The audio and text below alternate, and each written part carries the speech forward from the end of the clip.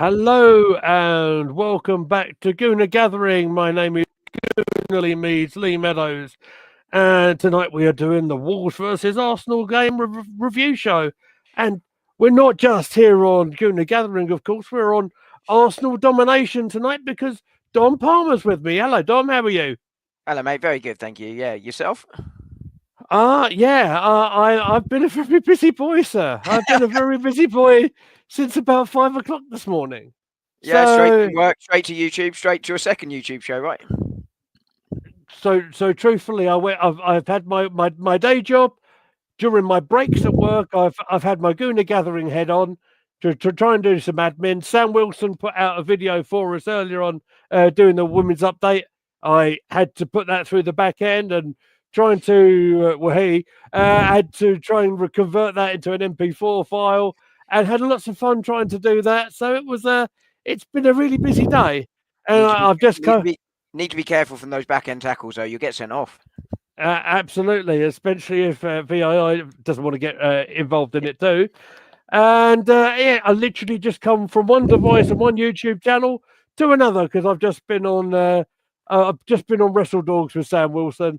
But now we're here talking football. Um, so how's your week been before I get started on this? What have you been up to? Not a lot. Not a lot. Bit of work, bit of family stuff. And I'm in full kit because I've got to go straight from here, straight to playing football, which is why I've got my shin pads on. So if anything you throw at me today, we'll be all right because You, you, I've got the you've shin got the pads cut, on. so you can deflect it all away, no problem Yeah, at all. That's what you love absolutely. to see. That's what you love to see. There is someone already in the comments section, which is really nice. Um, let's just see. It's AFC always. Hello, mate. It's good to see you. Let's put the comment up. Lee, I didn't agree with the abuse that Oliver and his family are receiving. No, we'll certainly we'll cover that as we go through the match, mate. Absolutely, it's what's gone on as I covered, and indeed as Dom covered on his channel yesterday. What's gone on that front is not good at all. It's not good at all. But we'll get through the reasons of what's happened as we try and have this chat. Now, guys, I'm normally you know, reasonably well prepared and have notes in front of me. I've literally got my notes from Saturday's kickoff, which I used on Saturday's stream. That's about it. So this is going to be riffing it all the way. But My we'll get favourite kind of into show, it. mate. Well, as we said off air, we're going to pretend we're in the local pub. I mean, obviously you're having your pint of water, so but we'll just have a little chat and see what happens. I was concerned at the start of the match, Don, when the lineup came on, and that's what prompted me to crank up the old YouTube on my phone, saying about the risk in playing Saliba, MLS, and Ethan Nawari, of course, were the three injury doubts. It's funny because only one of them ended up finishing the whole match, but we'll get into the whole thing. It was Raya in goal, Timber, Saliba, Gabriel was captain, MLS at left back, Nawari, Thomas Partey in the midfield. Everyone will rejoice about that. He's in his right position. Thank goodness, eh? Rice, of course, Martinelli, Havertz, and it was Trossard coming in for Raheem Sterling. There you go. The name came to my brain. That's good. Now, I don't know your views on the starting lineup, Dom. So you tell me, would you have gone with that, or would you have gone something a little bit more conservative, perhaps? I was surprised, obviously, by MLS and Mm, Saliba starting. Less so Wanyeri. I mean, you'd have expected Odegaard to start, of course, mm, rather than Wanyeri. But obviously, he wasn't fit. He was ill and had to go home, along with Mikel Moreno. But yeah, Wanyeri starting bothered me less because he'd come back, he'd got some minutes in his legs. yeah, So that. But I shared your concern about particularly Saliba. You know, because he's been out for a little while. Well, not a little while, but he'd missed a couple of games with that and looked to be in some discomfort at the end of the game. Whereas Lewis Kelly just felt something in training. It felt more of a precaution. Um, yeah. but I think Saliba hasn't trained today. I hope that's just a precaution rather than a reaction. I imagine it is. And I certainly wouldn't play him on Wednesday against Girona Yeah. because I think he needs to be fit for City. So this lineup did take me by surprise. I think right back situation. the, Timber needs a rest again on Wednesday, but assuming Saliba was out, I wondered who would play at right back or right centre half, with Timber obviously playing the other.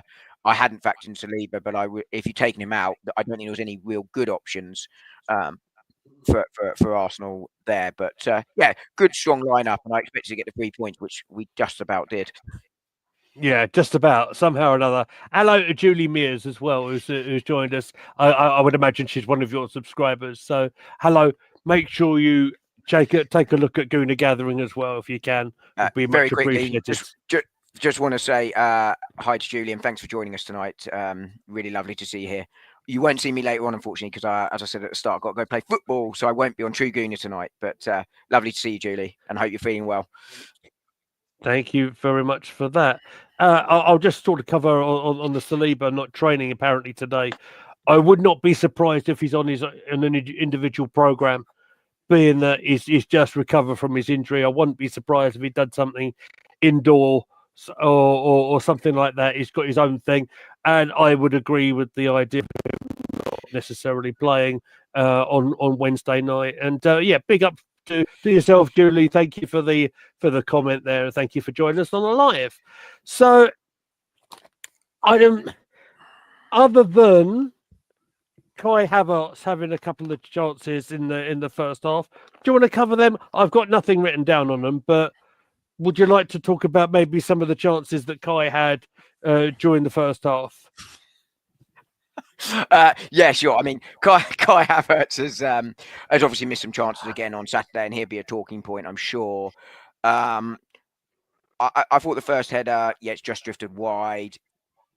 Yes, you'd expect him to hit the target, but I can kind of live with that one. I think the second one was the big miss for me.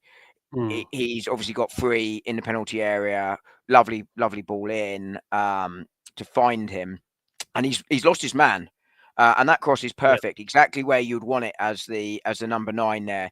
And he gets his head to it. Can only imagine he thinks Sarr is going to go across his goal, so he tries to go back across him, but he's got it straight at the keeper.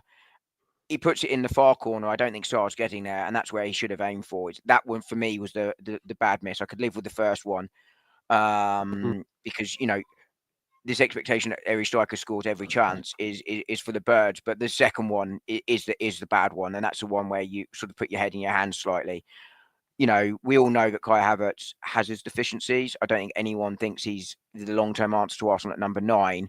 But I also think some of the criticism towards him is slightly overdone. He's still on average scoring 1 in 2 near enough this season, and not all of those games come at centre forward, but they were bad misses. If you're getting 3 chances like that in the game, you would expect a centre forward at a club of the quality of Arsenal to score at least one of those, and he didn't. And he has to then accept the criticism that rightly comes his way as a result of missing all of them.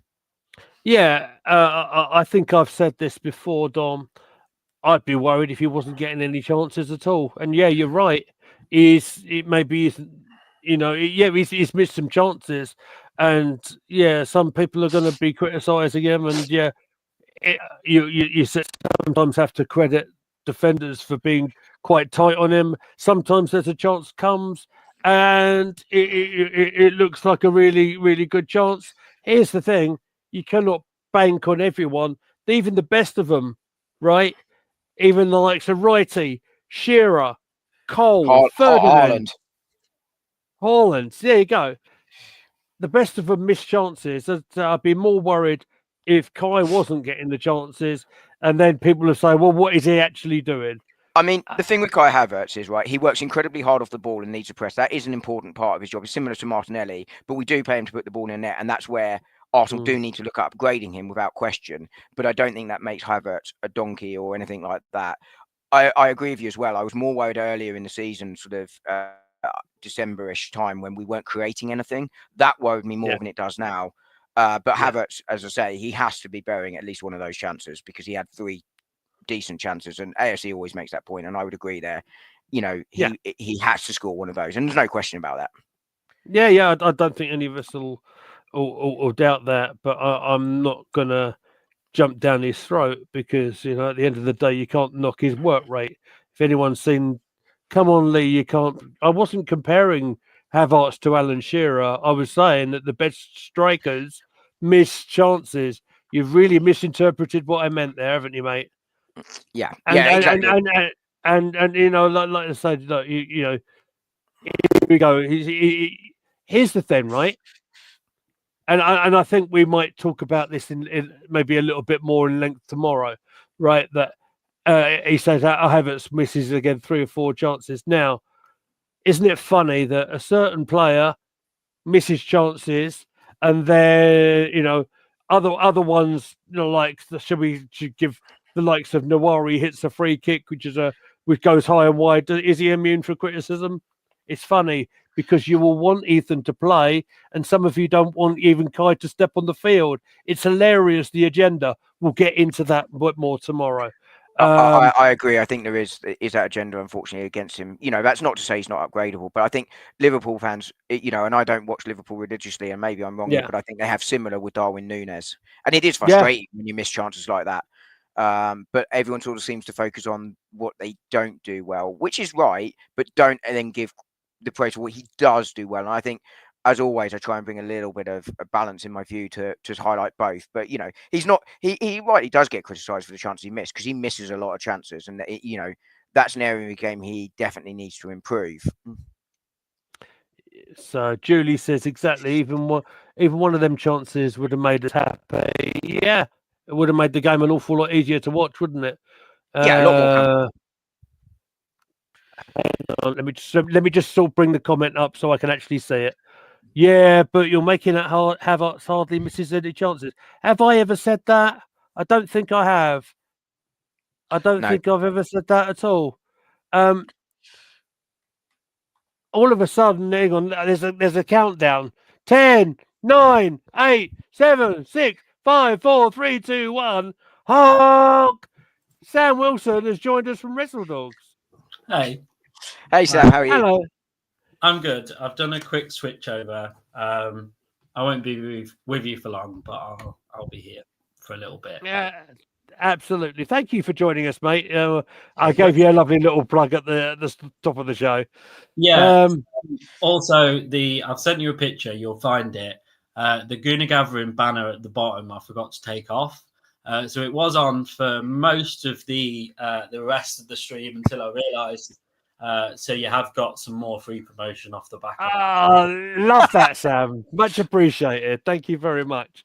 So you've come into a point, Sam, where we've just been discussing Kai Havertz's. We haven't got into the big talking point yet, but Kai Havertz missing chances, and I'm being accused of making out that Havertz hardly misses any chances. I don't think I've ever said that. I don't think there's any chance that's ever happened. He's obviously had a couple of really good clutches during the game before the big incident in the first half happens. Yeah. Have you any comments on the Havertz chances before we move on to the main event of probably who everyone's talking about? Yeah, I think he's the easy person to target at the minute. There is a lot of obviously pressure on his back because we haven't got a striker. So therefore, as soon as he misses a chance, everybody's going, "Oh my God, he shouldn't be playing in the team and stuff," which is absolute complete nonsense. Because before that, he was doing really well and scoring. But when there's a lot of pressure on your back, you are likely to miss big chances like that. He is good enough. He's just not a striker, which we knew he wasn't. So the poor guy is kind of in a rock and hard place because if he scores, everybody goes, "Oh my God," and start singing the song. Yeah. And if he misses, they're all going, "Oh, well, he can't play for Arsenal." And I'm thinking, make up your mind, which one are you? Yeah, my view on Kai. Oh, sorry, Lee. And now all of a sudden we're deflecting to the club died and then we moved to the Emirates. What a load of nonsense, AFC always. You're talking out your engine or shouldn't be talking out, mate. I think the thing with Kai Havertz, if I may quickly, Lee, is when he signed, I felt it was a slight overpay, right? The price isn't his fault. It's like Nicola Pepe, right? Yeah. 72 million. It was an overpay, but that wasn't his fault. It's no one's fault apart from the club. They're willing to pay what they're going to pay. I think he will ultimately be a squad player, but I think he'll be a very good squad player. You know, if you look at the squad list, he's sort of 12, 13, 14 on the squad. And if you, for a forward, as a 12, 13, 14th player in the entire squad on the team sheet, that's what you pay these days, unfortunately. But he is a player that can play in a few positions across the line. And he's certainly, is he good enough to play for Arsenal? Yes, he undoubtedly is. You know, you don't play at the level he plays for, since a young age. If you're not, what he is upgradable. And that is by buying a more natural number 9. But if he's your backup number 9, your backup to Odegaard, and can play a couple of other positions at absolute need, that's a really useful asset in the squad. And that's what Arsenal paid the money for. I know they didn't pay him originally. They paid him to be a number 8.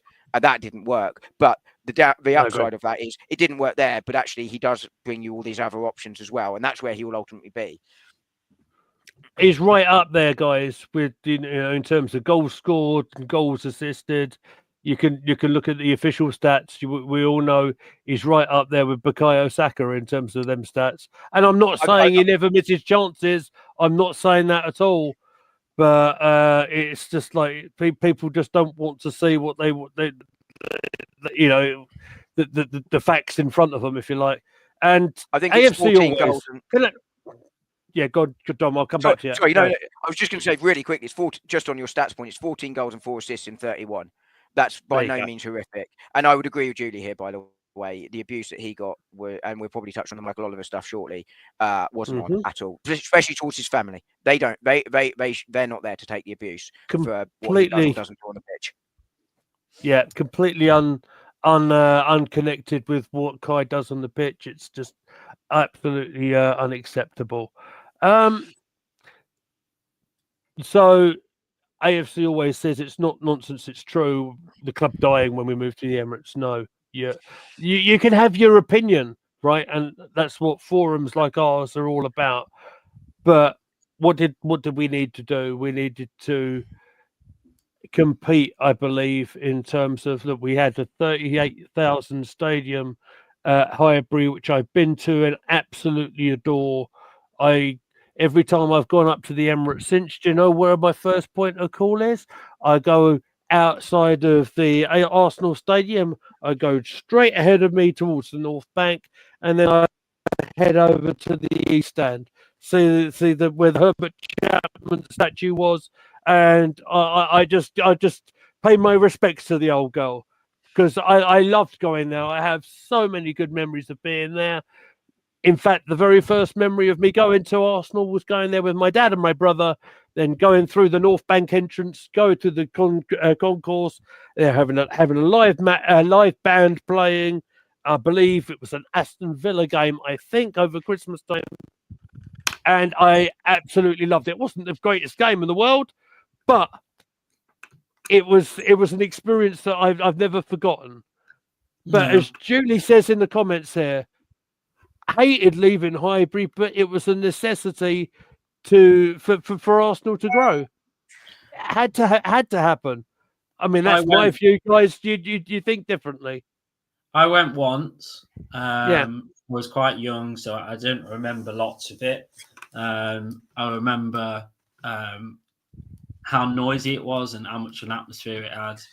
I remember the shop at the front. The shop at the very front of the ground, which was tiny, but it was literally at the entrance of the ground, so it was fantastic. Other than that, Thierry Henry scored a hat-trick. I can't particularly think of massive amount of things that happened other than even though I went there once, you could tell how special it was. Obviously, it needed to happen. We couldn't... can you imagine now if we were... Everybody's fighting to get tickets now, in a 69,000 seater stadium or whatever it is. Can you imagine if it was still the 38, the uproar we'd have? We'd probably have riots on the street. Like, it's just not. Obviously, we don't. I think where there's a tiny bit, you could probably say that we haven't reached the levels of, in terms of silverware and success as we'd have hoped. Agree. When we came to the Emirates and what it would bring. But I think that's as much as you can say, really.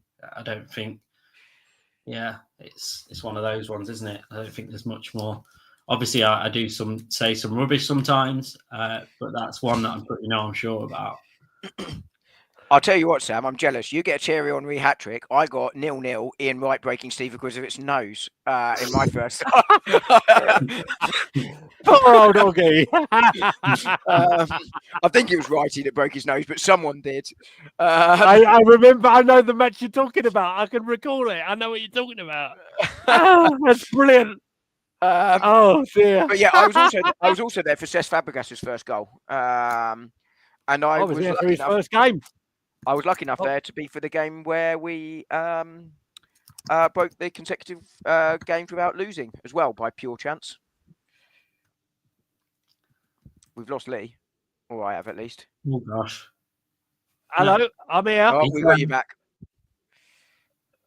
I missed what you said, but it doesn't matter. I was just reflecting on some Highbury memories, but you know, everyone's absolutely right. You know, we had to leave Highbury to the Emirates because actually, I'm not sure we would still be competitive if we were at Highbury because money talks more and more, and the revenue we generate from the Emirates is more than any other club in the Premier League. I believe Tottenham might just have overtaken us now, but I think without Champions League football, I think we're back ahead of them, you know, and that's vital, absolutely vital to the investment in the club. Now, you can talk about whether the investment's enough or not, etc. But as I did a video a few weeks ago on this channel and mine, you know, there's also rules around what you can and can't do.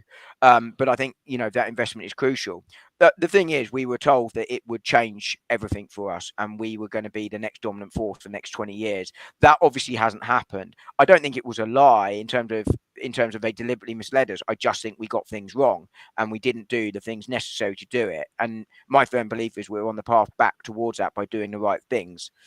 Unfortunately, it hasn't happened and doesn't look like it's going to happen this year. And I was quite convinced it would. But I think the club is in a good place to capitalise now, and it's partly because of the Emirates. But I do miss Highbury. But you know, Tottenham have just done it for similar reasons, right? And I think they're going to go through a period where they're going to struggle to invest, partly because they've got a chairman that won't, but also because they are going to have to pay off a lot of the debt associated with the stadium, just like we did. And I think we're starting to bear the fruits of that now because we own the owners now on interest-free loan, but that's reduced payments quite significantly. And I'm sorry to talk about money, but that obviously then impacts what you can and can't do on the pitch. But you have to do it. I think Chelsea are going to have to do it at some point. Their ground's too small. We was in the mud for such a long time, like such a long time. The players that we had the opportunities to sign were, for a club like us, was absolutely shocking. But we had to do ladies and gentlemen, Marouane Chamakh, ladies and gentlemen. Free transfer signing was worth every penny, right? He's probably one of the better ones. There was a lot worse than that. I don't know. I'm not sure there were that many, but there were some. He wasn't good, but it's not the first that comes to mind. There's a lot. To be fair, one of my favorite memories was seeing Chamakh replaced with Thierry Henry in that FA Cup tie against Leeds, which I was there for live when Thierry scored that goal from Alex Song's pass in the FA Cup. Oh, it was one of the best nights of my life. It seriously was, and it was literally right in front of my eyes. It was amazing. Anyway, I'm going. Lovely moment that. Just a quick one. I remember that match in particular because Dad had just gone out because he'd not long been subbed on, had he? That's right. Dad had just gone outside, was on his way to the shed, and there was a big shriek that I knew what was going to happen as soon as that ball came to him.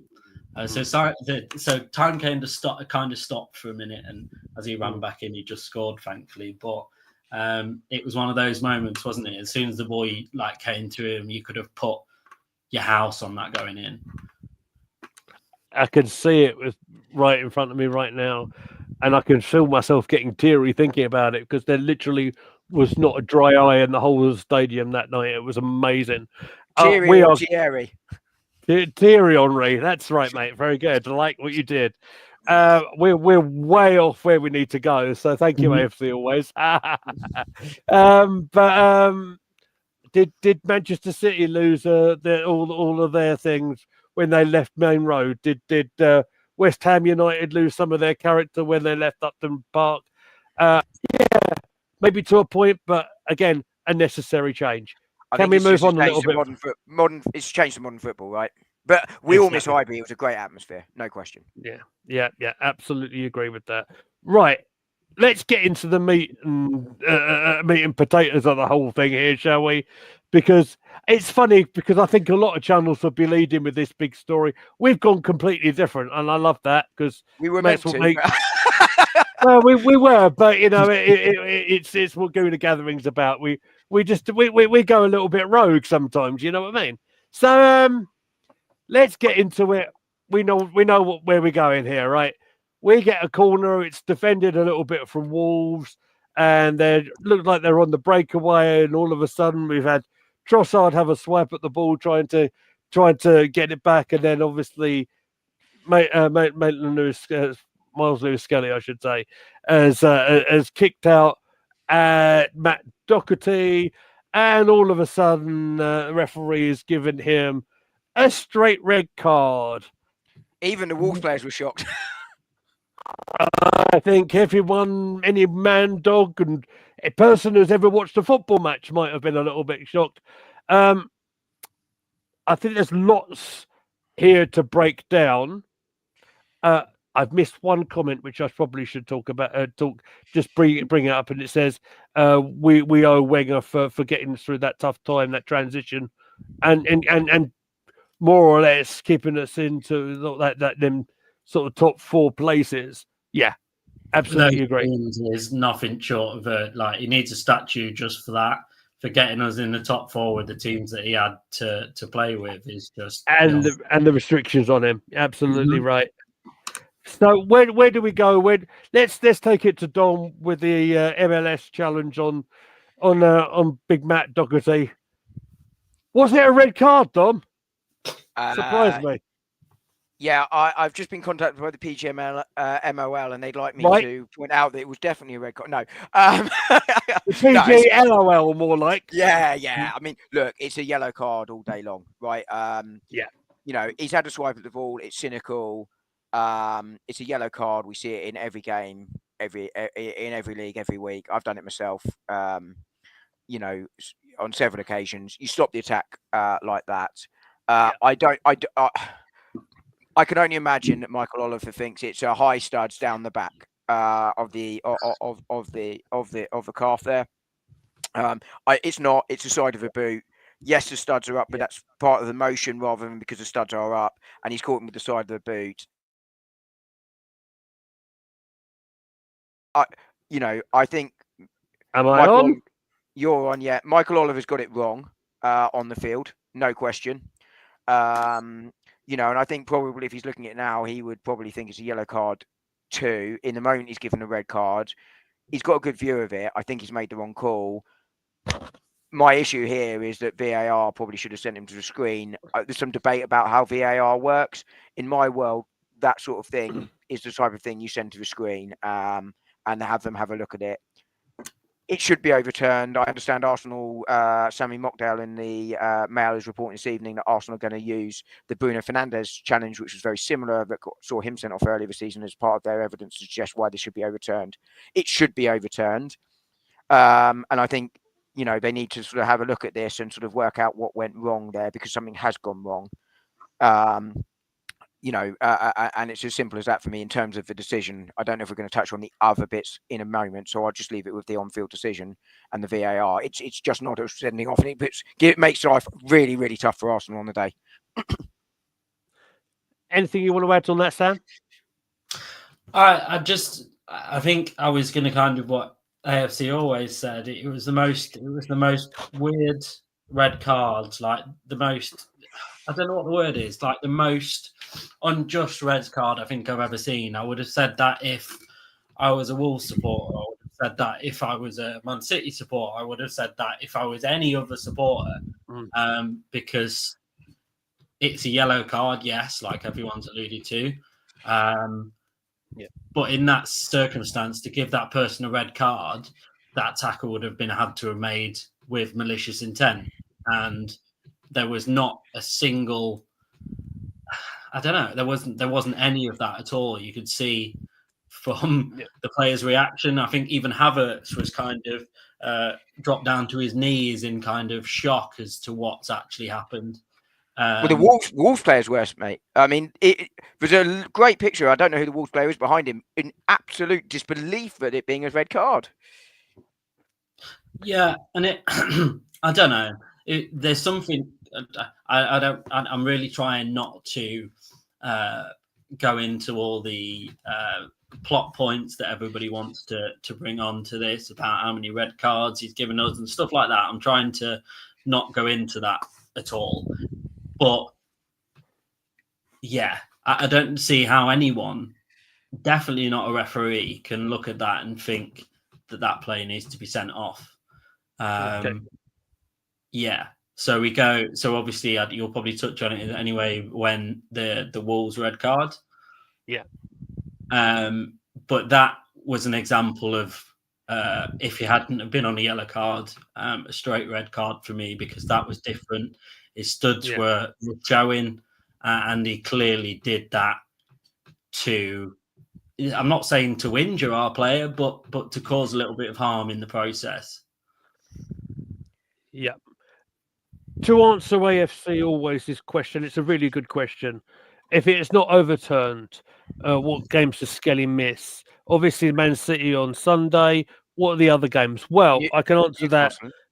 It's the Newcastle. It's the second leg at St James's Park on the 5th of February.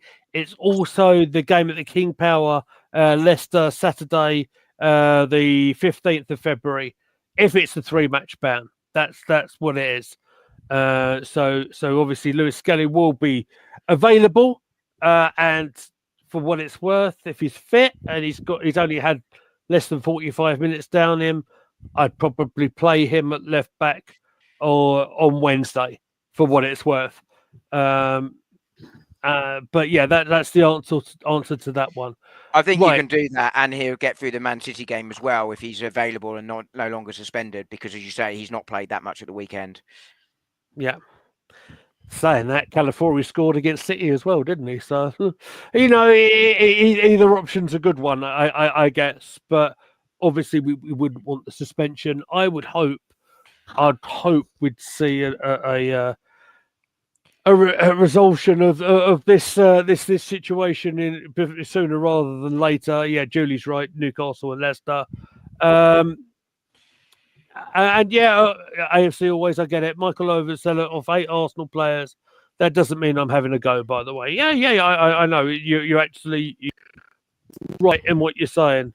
There's a really funny clip, actually. I don't know if you've seen it, with Trossard's talking to some of the Wolves players, saying, yeah, he booked me for time wasting too. So I don't know if you've seen that. Now, the VAR thing, I do want to cover.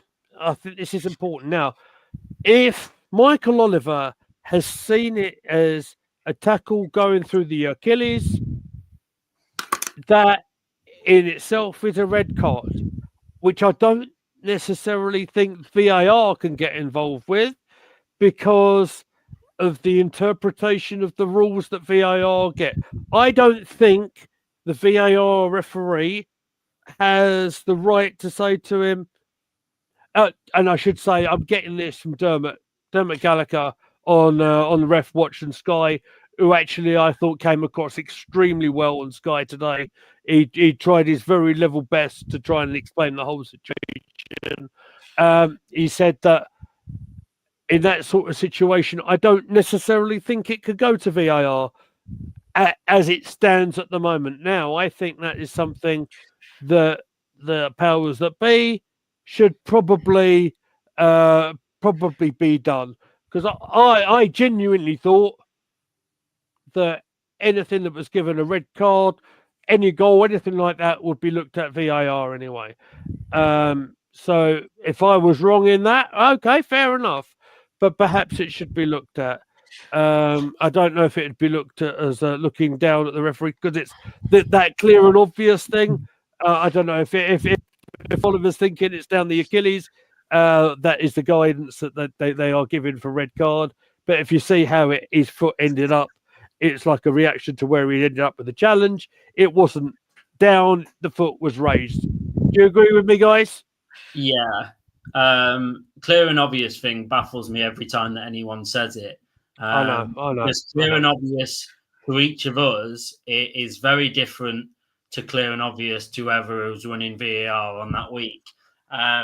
Because I was listening a little bit to Sky Sports. I've really tried to avoid it as much as I can because they've had every single person that comes on the show and they ask them, first of all, what did you think of the red card? And even the presenter must be getting a bit bored of asking it. But there was Dermot Gallagher on there, and he said, this is where, although he agreed that it wasn't a red card, he said this is where the VAR rules are in place, which again is as daft as it sounds. So in this instance, he said that the challenge would have been made. Dermot Gallagher, Michael Oliver would have sent him off. And unless the VAR thought it was clear and obvious, they wouldn't even tell him. They would just carry on.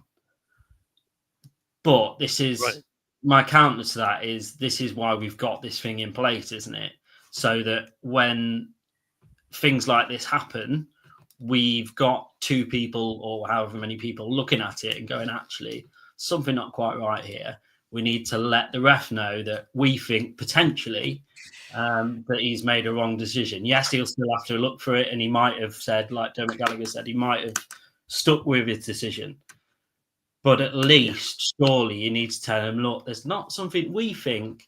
Are you sure that this is what it is? Just go and have a look. But there's something really obviously wrong in that aspect of it because, yeah, it doesn't matter what team or what player got sent off. I would have said that for any team or any player. Yeah, absolutely agree. And as Dermot said, I don't think that the rules would actually allow him to do that. I don't think he was in a position to do that. That's something that is probably to be discussed for another day. It's a little bit baffling, isn't it, to be fair? I mean, I didn't realise that was a rule, right? I thought... I didn't. And I've got to assume that Dermot Gallagher knows what he's talking about. He's a former ref, etc., and he should know more than I would. But I think if that is the rule, that needs looking at because actually, yes, okay. Let's say in this instance, Michael Oliver has seen a foot down the back of the Achilles, and it's a sending off right by the rules. Actually, what he's seen isn't what's happened, and if he'd seen what actually happened, he probably makes a different decision, and therefore that needs looking at because if he's articulated through the headphones, this is what I've seen, and then VAR should be able to say that's not what happened. We understand that you've seen that, but that's not what has happened. For me, that's akin to, oh, I've just booked Timber and I've just sent him off for 2 yellows. And actually, it wasn't Timber. It was Saliba that made the tackle. And it should be both of them on a yellow card. It's the same sort of thing. You've seen something different to what's actually happened. Whether it's on purpose or not is irrelevant. At that point, you've seen something different. And that's where I think VAR should be allowed to intervene. I didn't realise they weren't in that situation, but I think they should be. And that will need looking at as part of the review. And there needs to be a full review. And PGML, MOL need to be really transparent about this. About what the rule is, not just because it's an Arsenal player. I agree with Sam. I've had Tottenham fans messaging me to say, "Can't believe you were sent off." Right? It wasn't a sending off. All over the platforms, mate. Jamie O'Hara says it's not a sending off, and he's the most ardent Spurs fan I've ever met. I mean, I've never met him, but you know what I mean. No, I know what you mean. So I mean, look, as regards Julie's comment, we can now say the card will never be overturned. Sadly, I don't know about that until the weekend comes. I won't say that. I think it will be, Lee, because it's an independent panel that looks at it. I think it will be overturned. It's got to be. The fact that the game's going into disarray, isn't it? I'm not. Yeah, I agree. The fact that there's no Premier League game tonight, they'll have today. Perhaps they've been. Obviously, they would have been looked at it. They'll obviously be looking at other things that have gone on since as well, which is something that I don't necessarily think I need to bring up here. But the abuse that Oliver has himself been receiving online, which, by the way, I know isn't super transparent at the moment. But I mean, I'm sure Dom's seen the statement that came out of the PGA MOL yesterday, and I'm sure everyone else did. That whether it's came from one of the other accounts or whatever it is, I don't know. Like I don't know where it's come from, but I have heard from reports saying that someone's directly threatened to affect his family. That's something I did read yesterday evening late.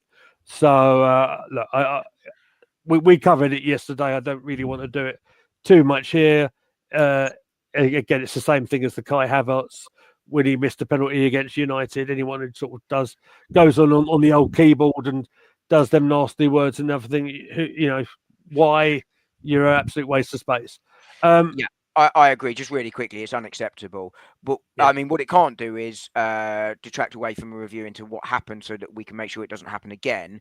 I'm not. Yeah. I don't. I got Posh Bertie said it quite well on Twitter actually about this. I don't believe it's cabal to make sure that Arsenal get cheated in these games. I just don't think that exists. Although I understand the narrative given the amount of things this season, but there needs to be a review into that. But equally, that doesn't make it right to go and abuse and threaten his family, and that also needs investigating. Both need looking at, and both need to be resolved. But there is no excuse, as you say, Lee, for that sort of thing to be directed at any player, coach, or official. And a few people in the chat have made that point tonight as well. They have absolutely. And thank you for showing some love to Posh Bertie. I had a lovely conversation with Posh last night on the phone, just to emphasize there's absolutely no hard feelings or no bad feeling between the pair of us. He's a top bloke and I love him to bits.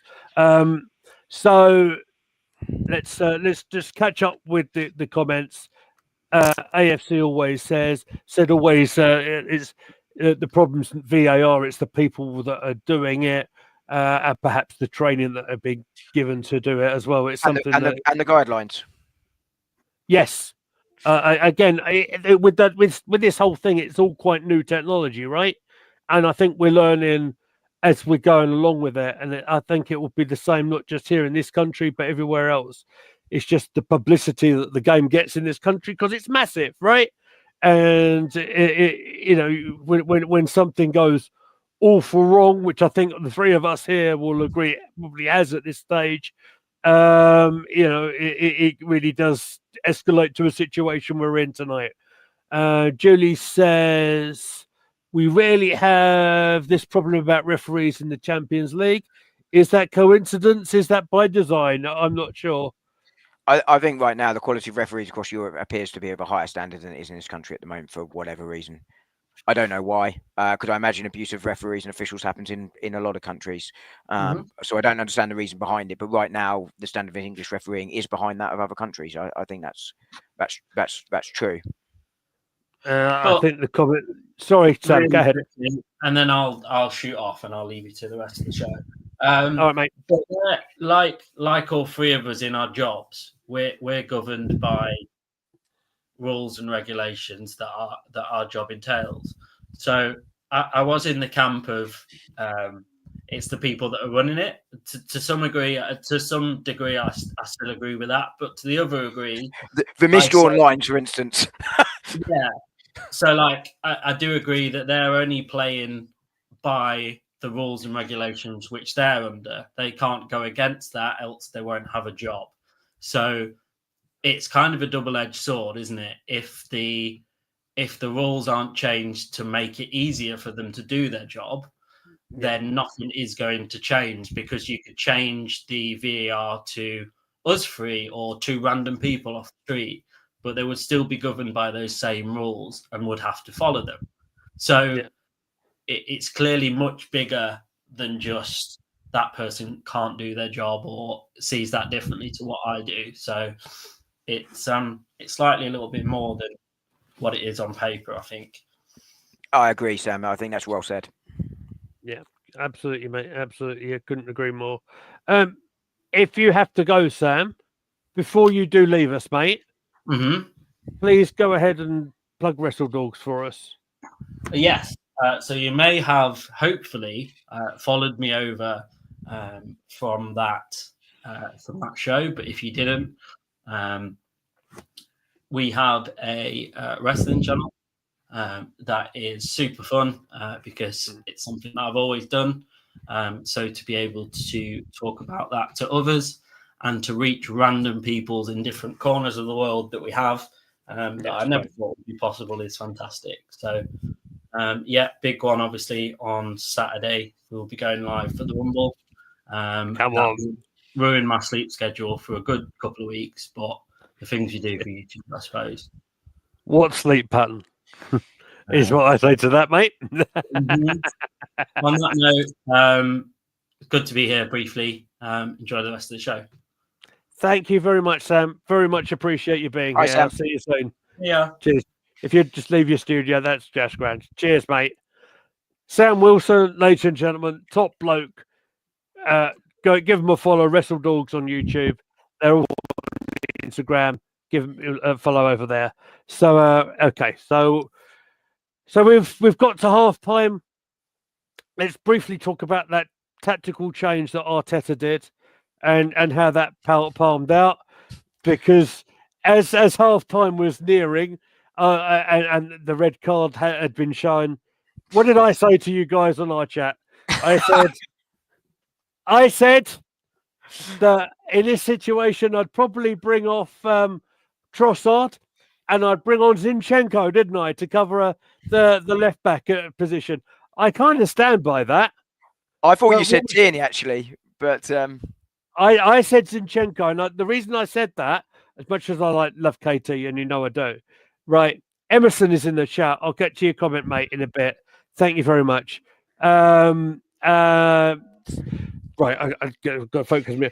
The reason why I said that is because Trossard doesn't have the pace that Martinelli had, and obviously Zinchenko, although he's not my favourite left back, he's got good passing ability with him, and obviously, if we manage to get hold of the ball, we need to get forward a little bit, because it was one of these games, like every game is here. I mean, it doesn't matter what Liverpool are doing or whatever. We just need to go and win everything. And it doesn't matter. And obviously, we're in a difficult scenario here. What Arteta decided to do was he bought Ethan off. He bought Ethan Newari off for Calafiori. Obviously, comment on Twitch has just come in as well from Pancake God 1725. So it's great to see a Pancake God come here, coming into Shrove Tuesday. He's just coming around, guys. It's great to see you. Make sure you follow us over there on Twitch as well. It's twitch.tv/Gooner Gathering. Oh, I've got the spiel down, mate. I've got it right there. So we're literally over Twitch, over YouTube twice. That's where we are. Right. So he brings Calafiori on. Sam said to me off air that you shouldn't sleep on the abilities of Calafiori. Calafiori has had some criticism from some people, including Bertie, as we mentioned. He said, he's had one good game at the World Cup, and that's about it. And it's fair to say his time at Arsenal has been injury disrupted. But what was your reaction when you saw the change there? Mine wasn't great with Ethan, but then I thought, well, he has been injured, so. My thought on it was, I'm trying to remember what I said in the comments, so I might be slightly contradicting myself. I also thought Zinchenko would be the man to come on, because it basically gives you a midfielder and a left back in sort of one, and I thought we'd still dominate the ball pretty much, and therefore it kind of gave you the midfielder. I was less surprised it was Ethan Nwaneri. I thought he had moments, but he was on the fringe of a game. He's also the youngster, and I thought leaving your front three on was important, so I wasn't shocked by that. And I think withdrawing Ethan was actually a more attacking change than it would have been if you'd taken off Trossard or Martinelli. So, I hadn't really factored in Calafiori because I didn't know how fit he was, which is why I thought Zinchenko. But Calafiori, I think Josh at True Gooner is really excited by the signing. Was really excited. I think he knows his Italian football as well. And he knows his Italian football really well. He says he's a centre back, and I think that's right. But I think the way Arsenal use a centre back. Left back, is more of that sort of centre back mould now, is kind of what they want in terms of height, power. You know, we see it on the other side with Ben White and Urian Timber. Obviously, Timber was more a fullback, but he can also play centre back. And he's also quite perfect for the role that Arteta wants, which is big, strong, powerful, can move forward, progress the ball. So I think, given time, Calafiori will actually prove to be a really good signing if he can resolve the injuries. And I also think Moreno, I don't think he's going to be a top level, but I think we haven't seen the best of him for similar reasons. He's not been fit. I think he will be a squad player. I think that's his level, but I think that's what he was signed for, really, because we didn't get the midfielder we wanted. But Calafiori, I think it can be quite exciting, and I would certainly trust Josh's judgment on that quite a lot. Yeah, he's got good instincts as the lad, doesn't he? To be fair, especially with players out of Italy. Absolutely, he a lot of couldn't agree more. He certainly watches an awful lot more football out there than I do. So, with the point you made about Moreno as well, especially we don't know what's going to happen with Jorginho. We don't know what's going to happen with Thomas Partey, and obviously, he didn't have the greatest start to his Arsenal career. Obviously, it was a challenge, I think, from Gabriel, if I remember, and he landed on his shoulder. And that really disrupted him. And so, we haven't seen the best of him yet. But like you said, he's got. I think he's got a role to play in the squad. And do you know what? He's had moments as well, which has impressed me. There was a couple of goals. There was one goal relatively recently that he scored, and I think that there is a player there. I'm not sure the most spectacular, but I think he's a workman, like almost a Gilberto midfield kind of player. He's not going to do. Yeah, I think that's a good comparison. He's not going to do anything spectacular, right? He's not that type of player, but I think he's strong. I think he can pass. I think he's a bit. He wins things in the air. I think the lack of preseason has really impacted him, and that's why we sort of see the best of him. I just don't think he's going to be a spectacular. He's going to be a sort of six out of 10 sort of player. 6, 7 out of 10 player every week, and I think he's a 6 out of 7 sort of signing when it comes to it. The issue is probably his pace, and that is a bit of an issue in the Premier League, to be fair. But I just think we haven't seen the best of him. But his ceiling's not going to be up here. I'm not saying he's going to be a worldie, Yeah. But when you're paying the price we paid for him, you're not going to get that. That's what you pay for a squad player these days, and that's what he will be. Yeah, absolutely. Being very wary that I need to let you go in about 5 minutes. I'm going to try and really be quick about this. We'll try and wrap up the match as best as we can. Gomez for Wolves gets a second yellow card for, some are arguing, a worse tackle than Lewis Skelly's. Your view on that one really quickly, mate, please. It was a worse tackle, no question. If Lewis Skelly's is a red, then that has to be a red. I think it's probably a red in its own right, to be honest. But it helped change the game. I actually thought Arsenal came out with some intent in the second half, especially at the start of it. I think evening it up, was really helped us sort of get that winner, which we got in the end. But it was the right decision from the referee to remove him from the pitch. I thought that was a naughty challenge, to be honest. And I mean a really naughty one, not just I'm going to tactically foul you to stop you scoring. That was naughty.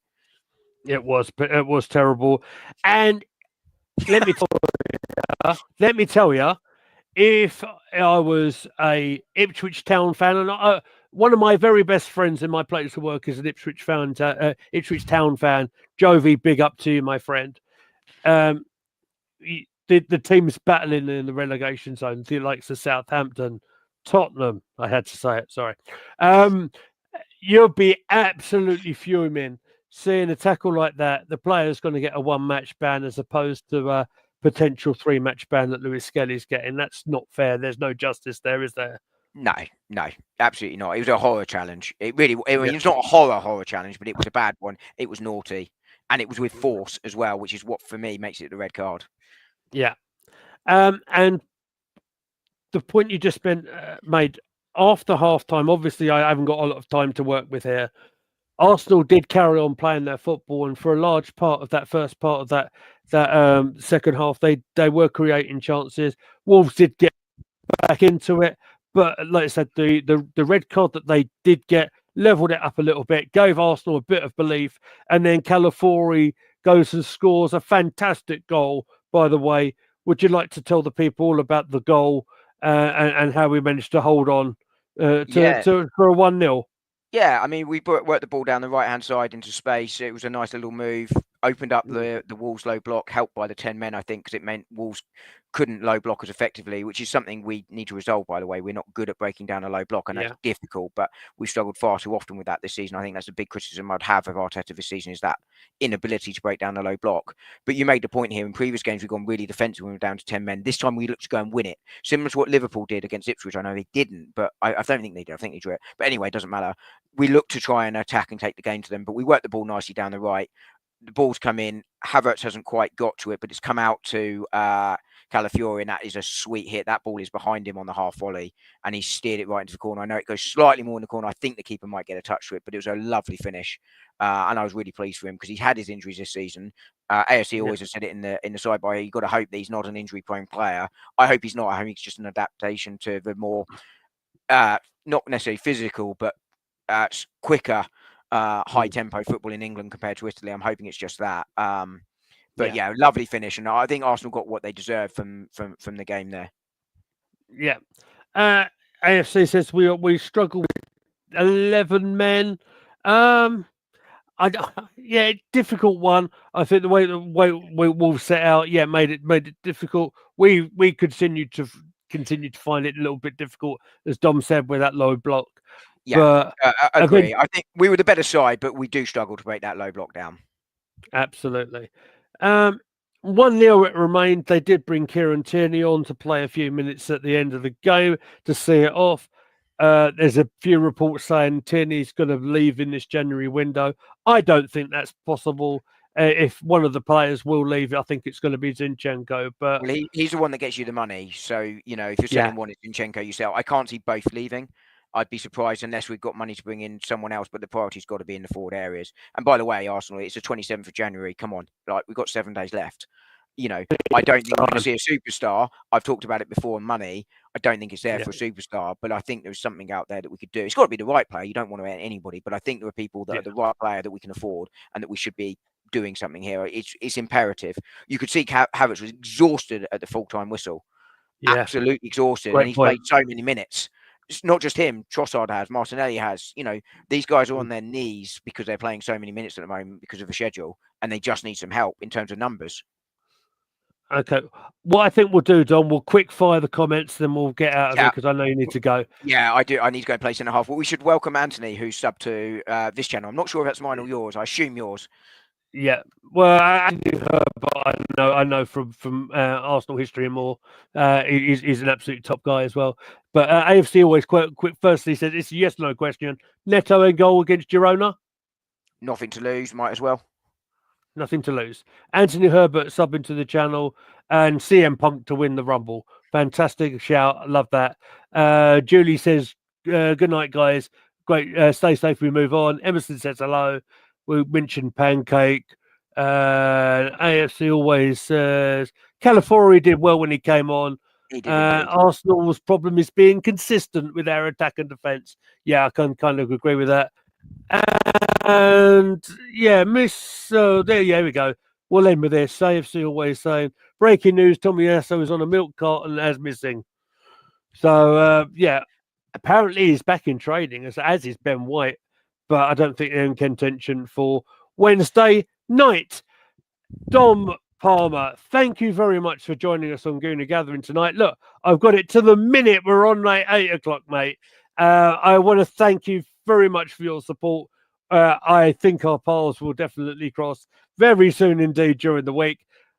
Tell them about your channel, obviously for my Gooner Gathering people. Tell them about Arsenal domination, what you're all about, mate. Newish YouTube channel. I think we are 2 months and 1 week old tomorrow. So really new channel. Try and sort of give a balanced view on where Arsenal are as best you can as a fan. You're not really going to see rants or raves from me overly over there, but if you want sort of views on sort of players, what's happening at Arsenal, you can go check that out. And thank you again for having me on. And we should do your channel really quickly in case there are people on mine that haven't seen it. Absolutely, we'll do that. So I am Gooner Lee Meadows from Gooner Gathering. We are very much a PG-based sort of show. It's a show you can get your kids in front of and without worry of hearing any language issues. I have near on teenager in the other room who you might have seen try and jump all over me when I was on live last week with Sam, but ultimate pro that I was, we carried on the questions and bless her heart, she's adorable. And so we hope you enjoy. I hope is very much a different style of Arsenal YouTube content. Thank you very much for joining us here on the live tonight. Be sure to like, share, subscribe, all the nice things that we do here on YouTube.